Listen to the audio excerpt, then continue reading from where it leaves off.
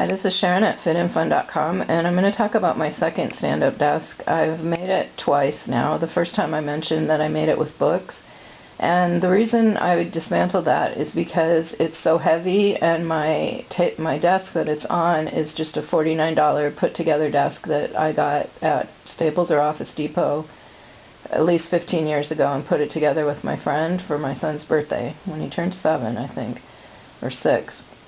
And so it's not like a big desk, and it's not real heavy and stable. And it had like, I think about 8 inches or 12 inch, no, about 8 inches high of paper on the whole surface of it, and books, and that was very heavy. And I could tell that the desk was not going to last many years like that. So I took all that off, plus my son wanted some of the books, and he was doing art again, so he needed the paper. So we pulled that all apart again. And I had some styrofoam buckets that were mailed to me with prescription drugs that I used to take that had to come refrigerated. And I had like probably 12 of those at one time. I don't have them all now, but the ones remaining, I used those to set up the base. And on top of that, I have some office supply holders. They're supposed to hold magazines, but they worked out good to hold my computer and leave air under it. So when my computer heats up, I can put ice things from the freezer under there and cool off my computer. So yeah, I'm really weird. It's like I need to work, my computer needs to stop having that fan blow, so I will put ice under it. And it works. So there's my little helpful hint right there. But so anyway, I put those styrofoam things, and then, that's the base, and that brought it up just about to the right height.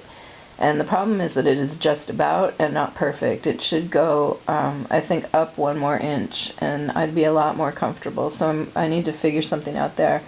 But it's worked out pretty well for me, and it's been like that with those styrofoam things for at least 18 months, and I've been good with it. And then underneath that is a pull-out thing like you have for a keyboard tray, and so when I sit down I can pull that out, and there's I don't have a mouse down there, but I should probably, because it would be better on the ergonomics.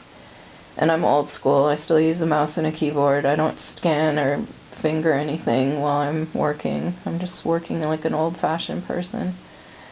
And so if I needed to rebuild my desk again, I would just find the most even, lightweight material that I could. And if you get stuff from Amazon, you get some big flat boxes, and you could put, tape and get those to work.